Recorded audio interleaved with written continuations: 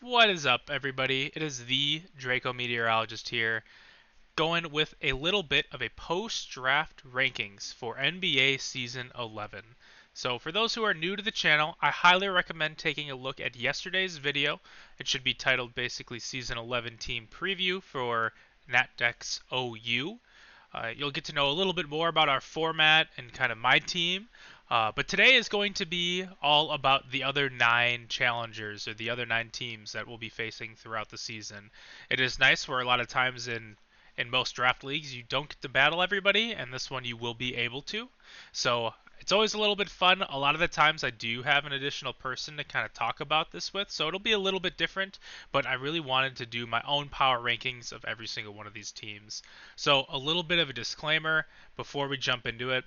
I don't think any of these teams are bad enough where they will never win games or they can't make playoffs, things like that, right? I think all these teams have pros, and to me, just some of them had a little bit more cons that would be a little bit on that downside, and why I have them ranked, or maybe teams that didn't have as much cohesion as others. So I will be ranking these teams purely based off of my own opinion. I try to do a really good job of not finding out what other people thought about these teams. So it could be a little bit spicy. There's definitely one that I feel like is a lot worse than probably what people expected. But I want to get right into it and talk about our number 10 team. And of course, that's going to be Whoa Cowboy or my buddy Mike. He is a relatively new player in our league. He joined last season and actually played against me in the first round of playoffs. So kudos to him for making playoffs right away. And I think he's an overall good player. He has a draft prep team, like some of his roommates play, and I don't know if they always give him the best advice. I would say overall, but we'll dive right into his team. So we can look right away. Not the greatest speed tiers, and honestly, one of the main things that I was just like, this is definitely a bottom tier team, as well as some of his type combinations. He has 3 normal types. You know what? 2. I'm not gonna count Ditto as a normal type. You know, that guy is just gonna turn into whoever he wants with a choice scarf, and it'll be annoying to prep against, but nothing too crazy.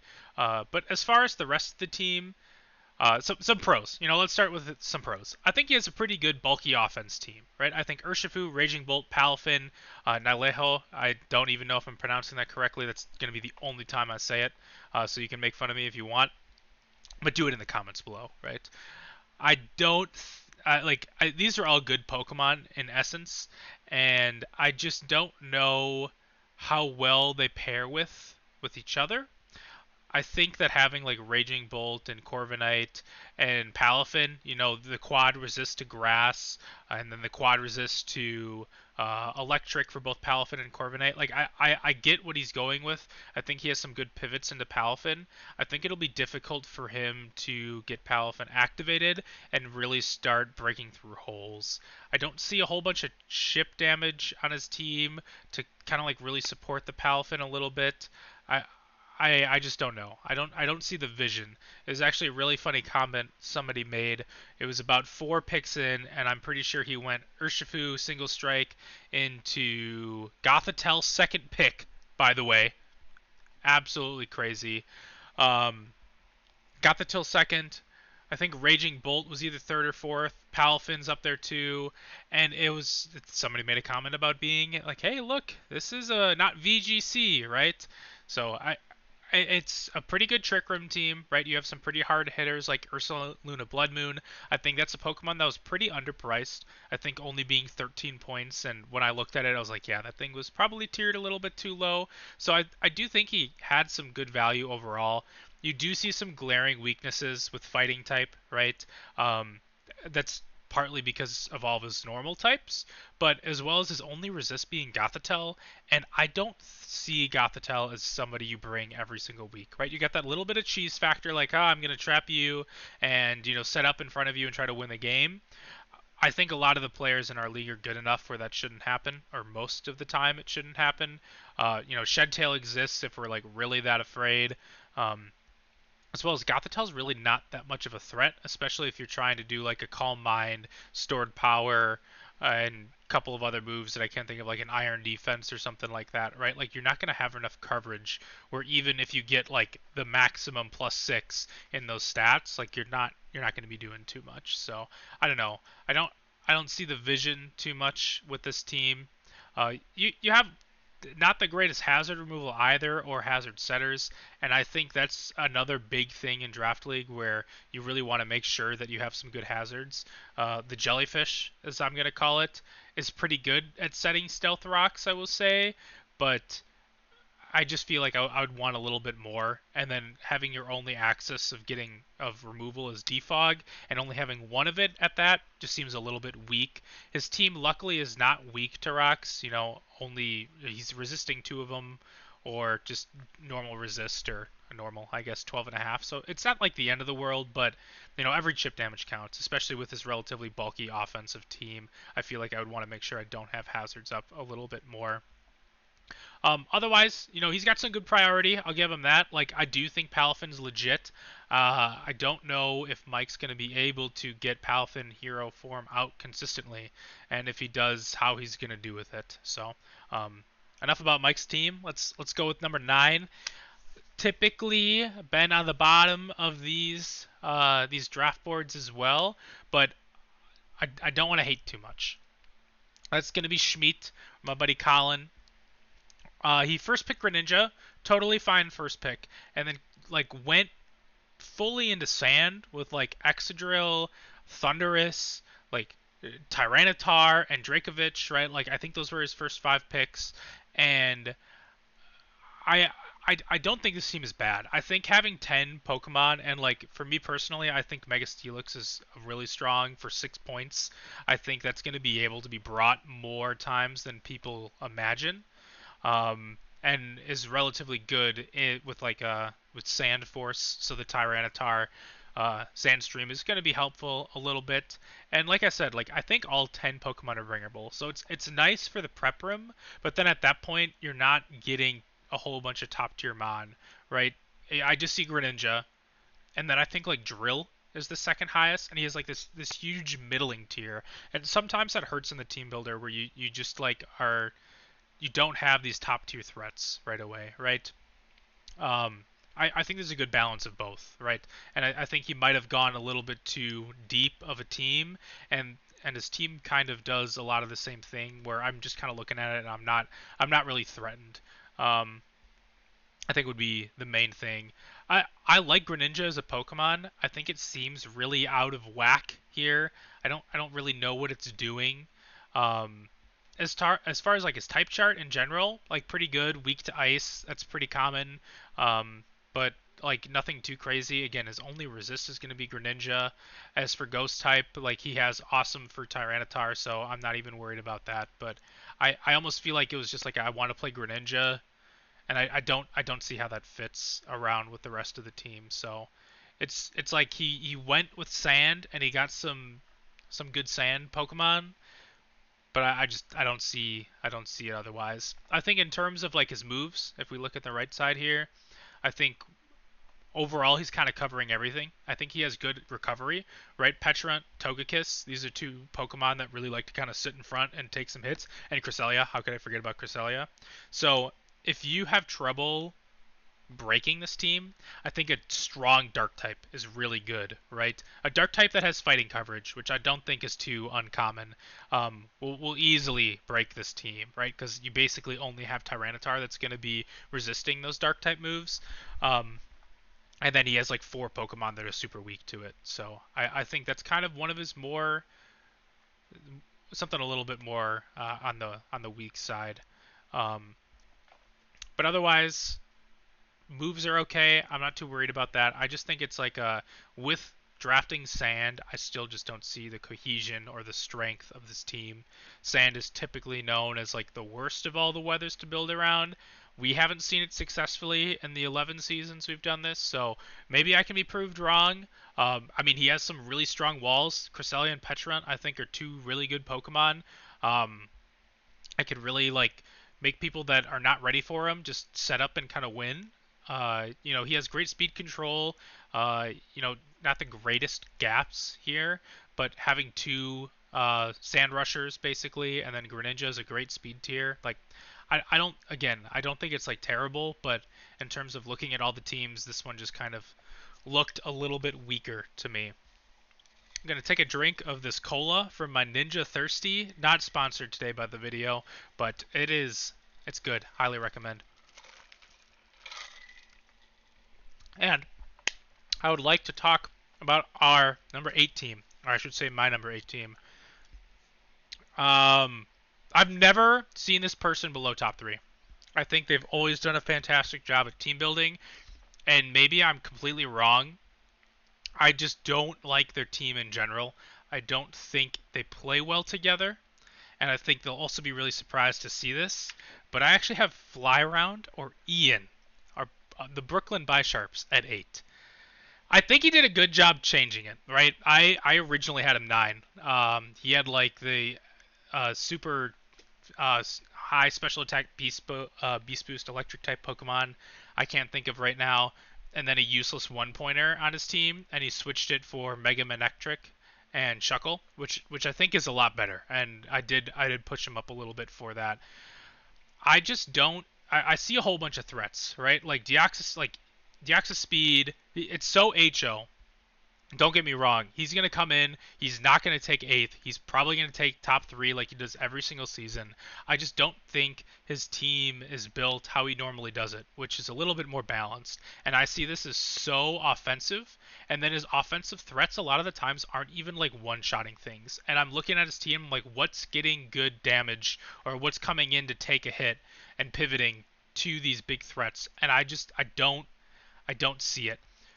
He has a whole bunch of hazard stacks, right? Which I think is great, and then one of, if not the best, rapid spinners of all time in Terapagos. But again, I just think he's so offensive where he didn't really need all these hazards on his team. Like I don't think the games are gonna last long enough for these like rocks or spikes to matter. He does have a really good ghost type in Aegislash and to kind of like spin block. No defogger though. Not a whole bunch of ways to punish a defog either. I guess you could like maybe set up on one of these Pokemon, but I think they all do the same thing, right? Like Deoxys Speed I guess can be like a lead or super offensive, right? Mega Manectric like super offensive. Iron Valiant super offensive. Lando super offensive, right? I don't see how you're going to consistently get damage and be able to take hits to get in these threats. And I think it's going to be pretty easy to prep against, right? Like Shuckle, how often is that thing actually coming, right? If anything, it's just like, hey, make sure I have a Defogger or a Rapid Spinner with knockoff for Aegislash. So, like, little to no recovery moves, right? Like, you're not using either of these ever. So all the damage you do to him sticks. So I just don't see the vision. I think he can still change a lot, right? He's used 2 out of 4 of his transactions, and we'll see what happens. Again, I want to repeat this. He's not going to end up 8th. He's going to go into matchups where people did not prep a lot. Lando is just going to click like one rock polish and then just completely wipe the game.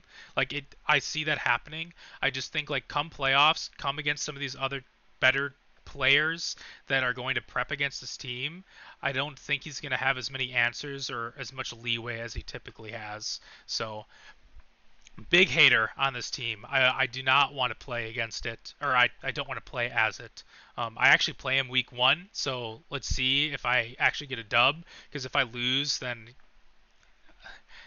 really be a big hit to my ego. But, anything's possible. I think my stance until he proves me otherwise is like I don't see the vision other than I'm going to click buttons in front of your face, and I don't think he has enough either bulk or damage to actually consistently do this. Like if this was a little bit more of a bulky team, I could see it, but I don't know. I don't know. All right, enough about Ian. Number 7 is going to be the Milwaukee Moons, or my buddy Sam. He's coming back to Draft League after a little bit of a break. And again, I don't like inherently hate this team. I think his speed tiers are a little lackluster, with Megas and Nat decks having your fastest Pokemon be 119 is a little bit sad. The good news is he has some like really good Scarfers, right? Like Cinderace is great at Scarf, Enamorus is great at Scarf, Crocodile you can even throw a Scarf on, right? Like I see all these things of having speed control, so it's like not the end of the world, but I would have liked to see there's something a little bit faster. He had the first pick overall and took Mega Latias. We've never seen this Pokemon before. I know it's really bulky.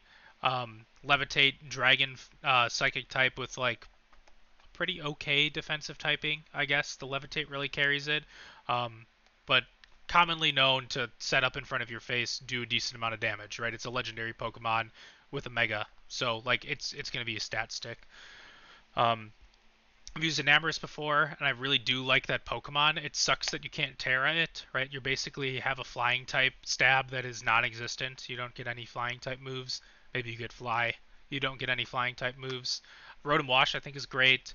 Um, I think doubling up on Scissor and Melmetal with like these two Steel types without like a whole bunch of fire resist, especially with Scissor, is like a little bit not my favorite, but I think he has pretty good defensive typing, kind of as you see, like not really weak to anything, and definitely a pretty bulky team.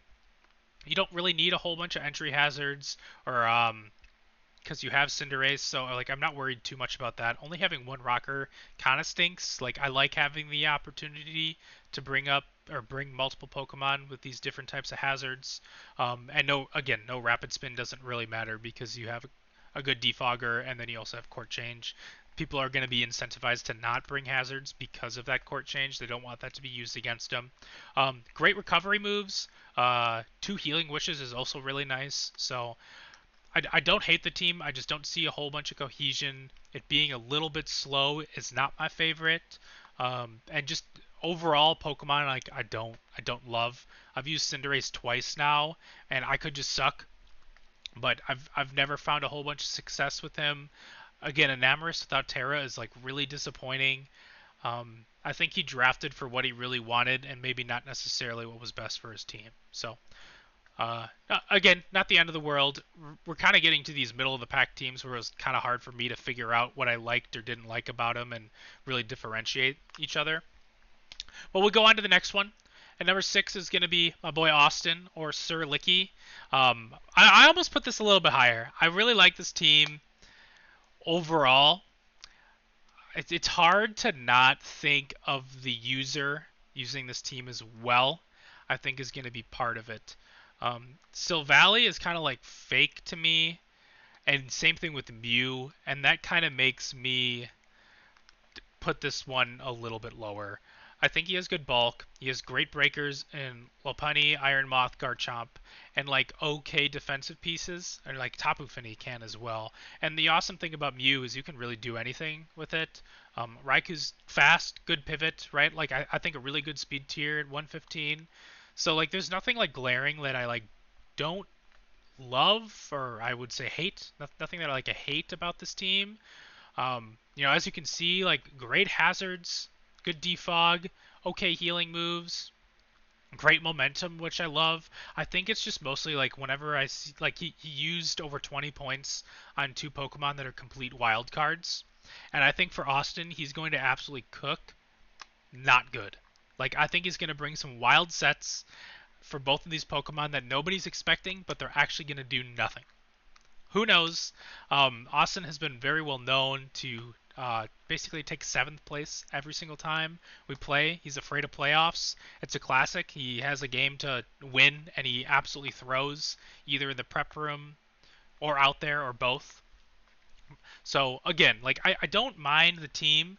I think it's tough where Celestelia seems to be like the only big like defensive piece, right? Like the only one that's super defensive. Garchomp can, like no questions asked. Tapu Fini's got some good special defense as far as I can remember, but that's something that Austin is not super familiar with. I feel like he always has a pretty defensive team, so I think he's gonna overcook with some of these cool Pokemon, and I think he's going to falter a little bit. But again, I don't hate the team too much. I think it kind of has everything you need, and now it's just kind of up to it's challenging for the user to both play and prep for this team, which is why I have it at 6.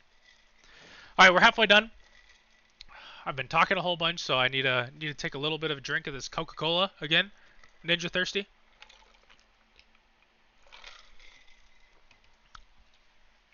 Obviously, my team's in the upper half.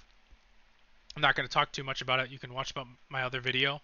But number 5, we've got Dova or Devin. This guy is a G. He's on a bachelor party and drafted more than half of his team during his bachelor party, and I think he cooked.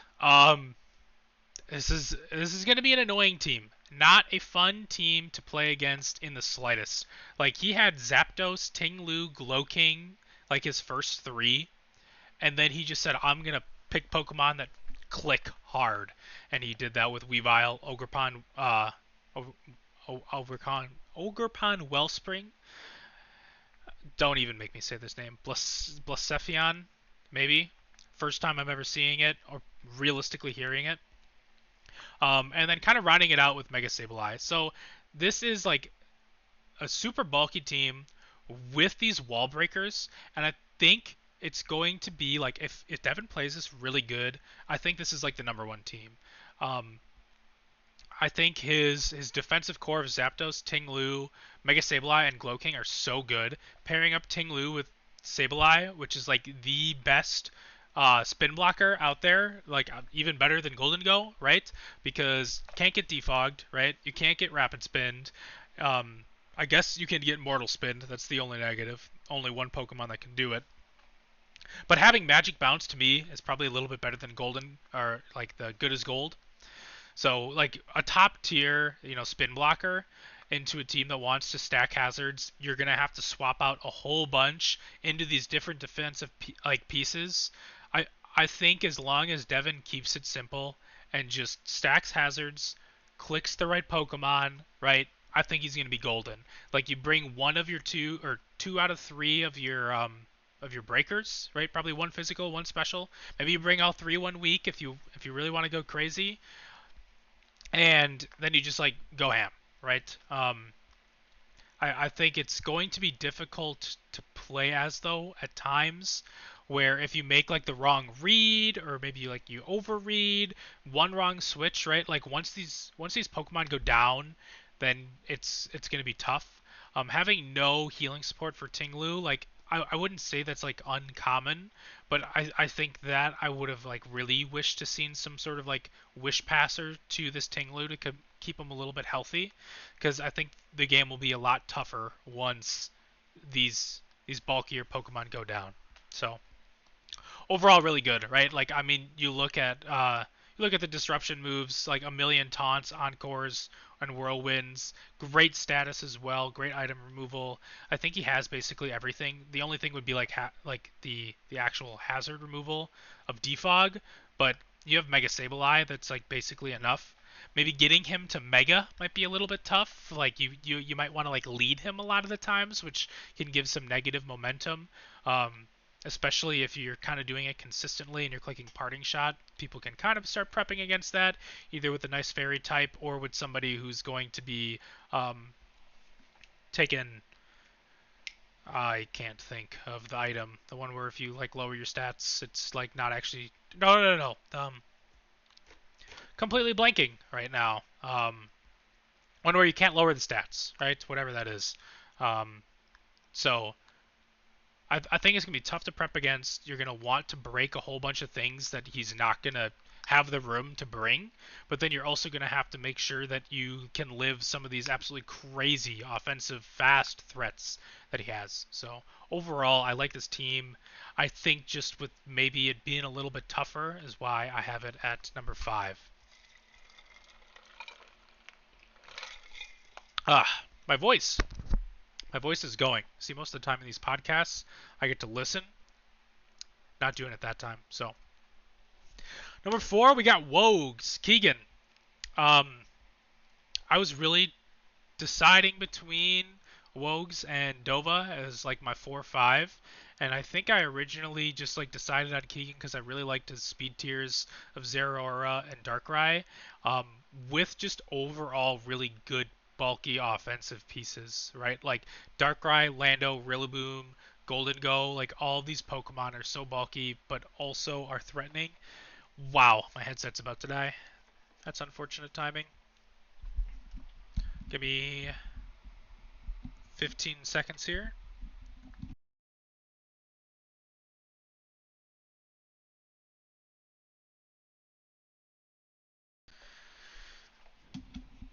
All right. Looks like we're good on LBS. I'll be really, really sad if we're not. Where was I? Bulky offense. I really like it.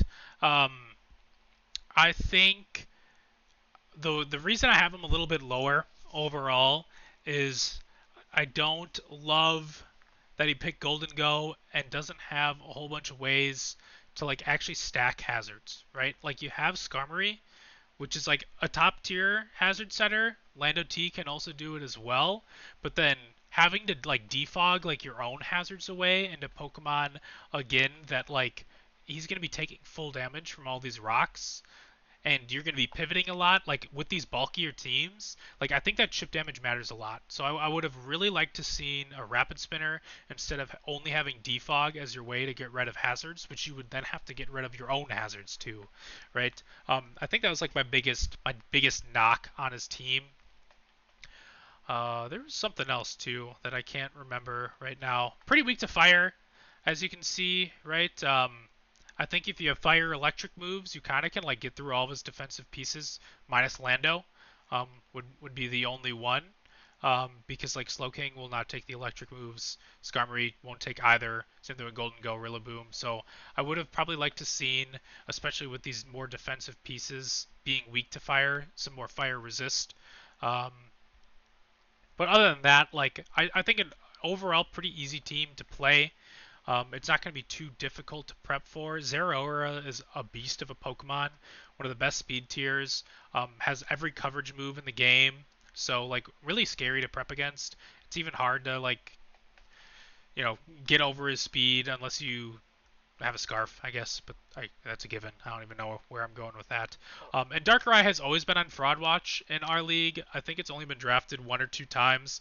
Once by Sir Licky, who did not do a very good job with it, and then the other time by Jimmy Sparks, who like didn't bring it half the time, or if he did, like it just didn't do anything. So I think the Pokemon's cool. I think if you run it a little bit more defensively and maybe less offensive, like it's got some really good bulky stats, which is why I consider this a little bit more of a bulky offensive team um, with just like a random Zeraora attached to it. The big speed gap, this was one other thing, between 91 and 125. I've mentioned this before. I've played a couple of times with these like big speed gaps in like areas where Pokemon want to always make sure that they're fast, right? Like this 80 and below is basically like most of the time you're not putting speed in those type of Pokemon, but in between these speed tiers, people are going to be able to kind of cheat and go a little bit more defensive or maybe modest or adamant, right? And it was just something I noticed when I had like a gap between like 80 and like 105. Um, so not my favorite, but I think is definitely workaroundable. Um, he's got one of the best priority moves with Rillaboom, um, which for whatever reason, Grassy Glide is not on here. I don't know why. But yeah, overall good team. I like it. It's in the top half for a reason. I just think a couple of weaknesses that probably can get shored up with maybe taking a couple of different Pokemon, swapping it around. I think Florges is just kind of like that fairy type that he wanted here, but like we only have like 3 dragons, I'm pretty sure, across all these teams, and he has Skarmory and Golden Go, where like to me, I don't even know if you need a Florges, but I don't know. Just my 2 cents. All right, number 3 is my boy AJ Baby. Obviously, his name is AJ. Maybe not obviously. Um, some things that I really like about his team, he just took like top tier threats, right? Like his first picks where he got Great Tusk fourth, by the way. He went like Zamazenta, Latios, Mega Scizor, and Great Tusk. This to me is like the definition of a bulky offensive team. Um, I really like a whole bunch of his Pokemon, and I think they're gonna hit like a truck, right? Doesn't he has some really good healing moves too on these more bulky Pokemon, right? Like Mega Scissor can take a healing move, Pain Split on Rotom, Milotic obviously always takes healing. Same thing with Pheasantipity. I don't know if Latios. Oh, Latios also gets Roost, right? So it's gonna be kind of hard to break these teams. What is going on with these? Like, oh, maybe he doesn't. Never mind, he doesn't. He only has spikes. Entry hazards maybe a little bit lacking, but especially for like a bulky offensive team. However, like Great Tusk and Ogerpon Cornerstone are kind of like the best to ever do it. So I'm not too worried about it. Maybe in the prep room a little bit, I'm feeling like, oh man, if I really want Stealth Rocks, I've got to have like one of my best Pokemon bring it. And I really wanted to bring him offensive this week. I remember kind of thinking that a few times when I had Great Tusk on my team. So I think that'd be like one of the knocks I have on him. Otherwise, I think he's kind of weak to my team specifically. A whole bunch of psychic type moves he kind of just like folds to. I think Milotic is really like the only good answer for the most part for that. Ghost and Flying Weakness I really don't care about. But for like having these two super offensive or like two Pokemon you're going to bring every week being fighting type and psychic being one of those moves that is super effective into it, not having a dark type or not having like a consistent threat of like or defensive answer, I guess. Like Mega Scizor is like one of the few things that answers it, as well as like Latios. But these are two Pokemon you don't necessarily like want to be bringing in all the time, especially Mega Scizor, where like if I have like a Psychic and a Fire move, like I feel like I can't do anything. Like I would never want to bring in Mega Scizor on that type of move. But again, a top tier threat team. I think Zamazenta and his overall his just really good Pokemon are going to carry him throughout the season. And through spending almost all of his points with the first four Pokemon, I think he got a lot of value with Pheasantipity, Rotom, Milotic, and Ogerpon. Rotom Heat and Milotic were actually two Pokemon I really wanted that he sniped from me both times. Rotom was a little bit my fault. Milotic, he had no clue on, so I'll give him that. But I think overall, good team building, good threats, 8 Pokemon that can come in every single week with a whole bunch of different type of sets you can do. So gonna be tough to prep for. Number 2, I have myself. I'm gonna take a little bit of a break here. I already explained my team really well in my team builder. Why I am ranked above everybody else. I think my team cohesion is better. I think my threats overall, my speed and threats are better as well. And I think I have all of the answers that I really need. I don't see like any super glaring weaknesses, at least right now, on my team. Maybe I do later and I can change that, but having my first 3 Pokemon in Mega Alakazam, Sneasler, and Tapu Lele, and then just following it up with great defensive answers, I don't really know what else I could have done. I think I have everything I need with the hazards, removal, things like that. Momentum is great.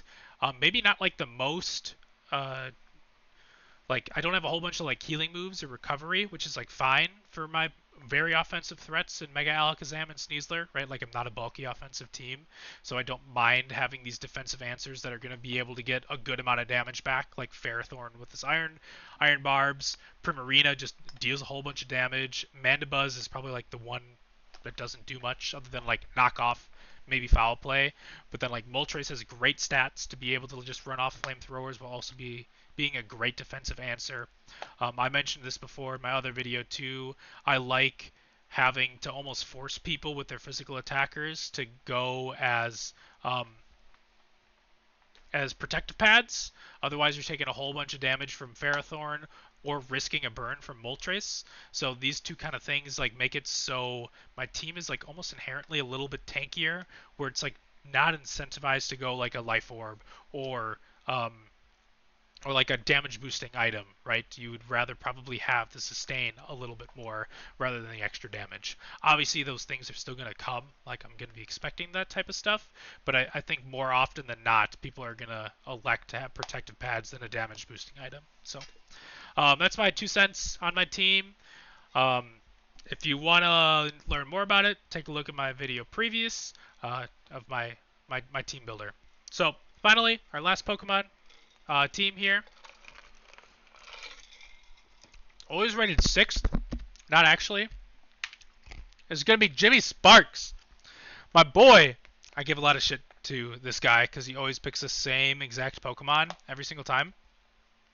But this time he only had 5 of the same. Maybe he had Gliscor. I don't remember. Maybe Yowzelf too. He made some sort of comment where he picked a Pokemon he didn't have before and he was upset.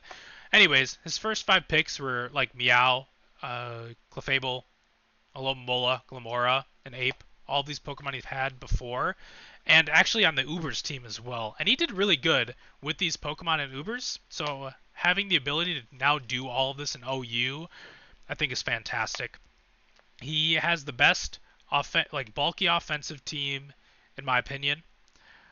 All of these Pokemon that he's drafted are really good and play a really strong role. I think he has like the best support I've ever seen for an Annihilate with all these different healing wishes and just wish passes as well with both Alomomola and Clefable. So oftentimes you're going to see this guy get his Rage Fist up to 150, maybe even 200 base power and be able to go a little bit bulkier to live some of these hits. And then he still has awesome offensive threats with Meow and Azelf and Volcarona and obviously Annihilate too. So I just think overall his team is built so well to support each other. He's going to have, as you see here, a million different hazards to bring. And then top 3 hazard removal or hazard denial and Annihilate. The only way you can get rid of hazards against this guy consistently, like you can defog in front of his face, but he's Defiant, right? So you're giving him a +2 boost. Not the smartest would if you have Mortal Spin, but he has that Pokemon himself. So I think just overall super great drafting by Jack. My favorite team he's drafted by far. I think it's going to be a little annoying to prep against, like in the sense, or to prep as, in the sense of like all 8 of these Pokemon I feel like will have merit to bring every single week, and maybe my only difficult part would be like, hey, if I bring both Clefable and Alomomola to support Annihilate, well now I need my Speed Control and Meow, and now I only have like 2 more Pokemon that I can choose. Like, is it going to be hazards? Like, what are my weaknesses here? But I think overall it just did a really good job of drafting and why I have him in number 1. But yeah, that's going to be it for my thoughts on the power rankings of every single one of these teams. I hope you guys enjoyed. I didn't have like any notes, so I was blabbering for a really long time. I feel my voice is gone as well, so I do apologize about that. Tune in tomorrow. We should be having another podcast with a couple of other players from outside of our league to kind of give us a little bit of an outsider's point of view on the draft, our draft board in general as well, and kind of their thoughts about it. So it should be fun, exciting, something new. So thanks again, everybody, for tuning in, and I will talk to you guys later.